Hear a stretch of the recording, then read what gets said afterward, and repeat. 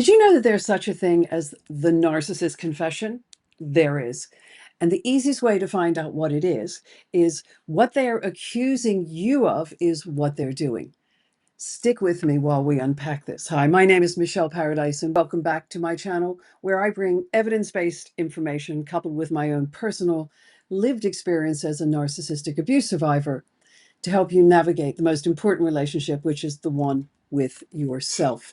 So let's get started. We're going to dive into one of the most confusing and painful aspects of narcissistic abuse, which is called projection. And if you've ever been accused of being the liar, the manipulator, the cheat, the crazy one, and deep down you knew it wasn't true, you're not alone. I've certainly been there, and I'm sure many other people listening now have been so as well. In fact, you've just uncovered the narcissist's favorite tell. What they accuse you of is often a direct reflection of what they are doing. And in this video, I'm going to show you how projection works. And I'll even tell you what it's like from my own personal experience.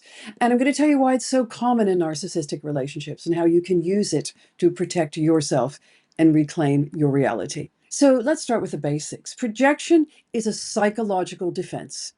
It's a defense mechanism where someone attributes their own unacceptable feelings, thoughts, or behaviors onto someone else. It's like emotional sleight of hand. You know, with the cups, where's the ball? Right. So I don't want to feel this guilt or shame. So this is what the narcissist says. I don't want to feel this guilt or shame that I'm feeling, so I'll make it your problem. For narcissists, this isn't just a one-off behavior, it's a chronic pattern because their fragile ego cannot tolerate being bad or being wrong. Admitting fault would shatter the carefully curated image they have of themselves. So instead of looking inward, they externalize, they blame, they accuse, they project, because what's happening is they are in so much shame, which is part of the reason why they have arrived at this personality adaptation, this personality disorder in the first place, because their needs were not met as a child. And I know some of you are shouting at the screen right now, but it's true. It is not genetic. It is epigenetic. We have no proof that it's genetic. It's modeling behavior. It's legacy trauma. It's a trauma response. It's epigenetic. But I have other videos on that, so you can check those out. So let me give you the 5 classic examples of projection in narcissistic relationships. Number 1. You're a liar. They say this while they're spinning half-truths, omitting details, or blatantly rewriting history. And this may be a bit harsh for some people, but I actually believe that pretty much whenever the narcissist's lips are moving, they are lying to you. They don't see it as lying, but they are lying to you. Number 2, you're so manipulative. They say this when you finally try to set a boundary or ask for something you need. Please don't stop doing that. Number 3, you're cheating on me. This often comes out of nowhere, but usually reflects their own emotional or sexual unfaithfulness or fantasies they're ashamed of. And this was one that really happened to me. My ex-husband would just out of the blue accuse me of having affairs. And I had 2 little children. I was exhausted. I was working. I had no time or no inclination, no energy to have an affair. And I really felt like I was going crazy because I was defending myself against these accusations. And like, where do they come from? How could I possibly have a minute to myself to even entertain the idea of an affair?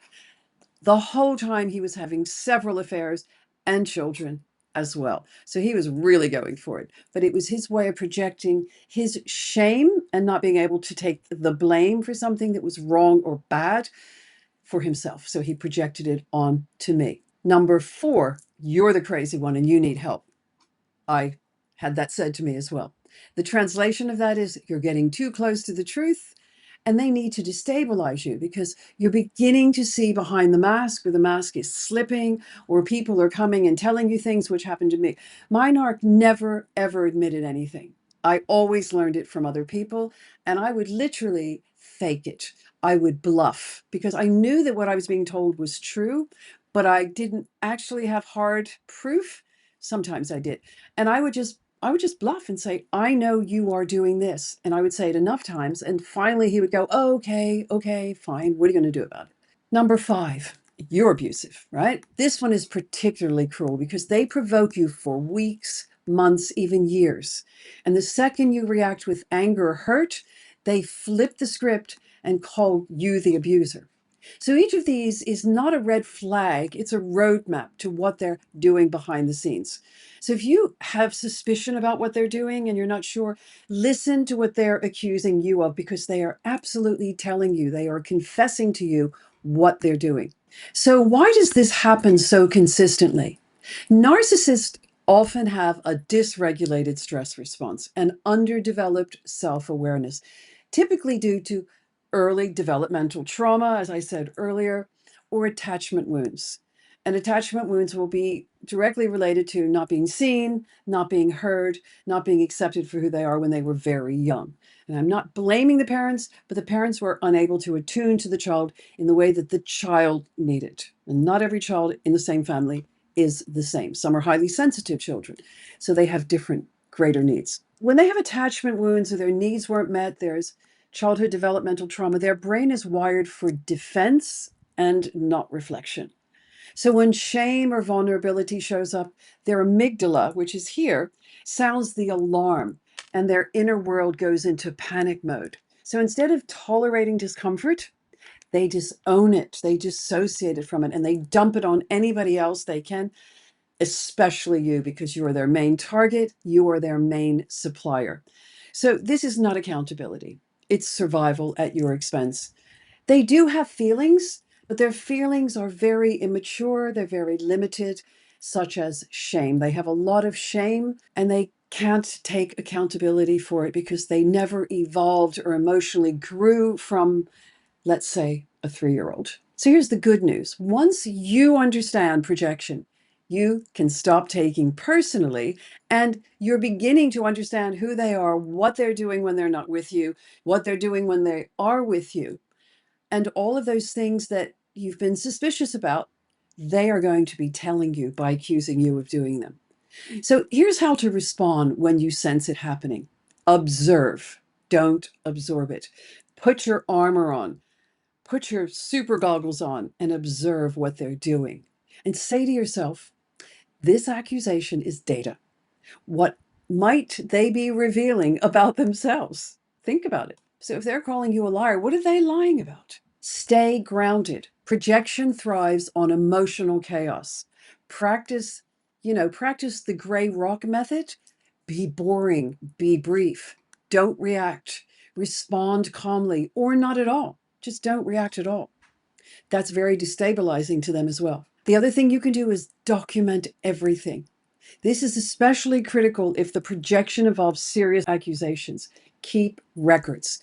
Narcissists often rewrite history, so protect your reality because you might need it in a divorce court, you might need it for custody purposes, things like that. Absolutely write down everything, record everything, notate everything, take screenshots, build a file. You'll need it. Hopefully you won't, but if you do, it will be there. You can also use it as your compass. Instead of spiraling into self-doubt, ask, what is this really about? So they're accusing me of having an affair. Perhaps they're projecting onto me what they are doing. Now, you don't want to go very far with that because remember, if you start accusing them of having an affair, it's going to spiral into lots of gaslighting and flying monkeys, perhaps triangulation, whatever. But just save this as information, okay? Because they're confessing to you what they're doing, and it won't get any better than this. Their projection is often their confession, as I've just said. And this is gold dust. And if you can't get the information from them, you might be able to get it from other sources, which is what I eventually did. I started talking to friends and found out what he was up to. People had seen him. He wasn't being very careful. And then children were being born with his face on their face. So projection is psychological abuse in disguise, and it's one of the most destabilizing tools in a narcissist arsenal. But once you recognize it, you start to see the pattern, you begin to reclaim your power, and you realize that it was never about me. It's not about me. If this resonates with you, please give this video a like, subscribe, share it with someone who needs this clarity today. And if you're on a healing journey from narcissistic abuse, I feel you. I have some resources. Some of them are free. Some of them are extremely low cost. We're going to put all of the links to them in the caption below. And please follow me on Instagram and other social media platforms. We will put all of those links below. So just remember this. The final thought is their accusations aren't the truth. They're a mirror. And it's time to walk away from their reflection and toward your own. Thank you very much for coming on this journey with me today. I hope you found this helpful. Please pass it on to anyone that you know that might need this help. And put your comments below. I'd be very happy to respond. All that remains for me to say is stay safe.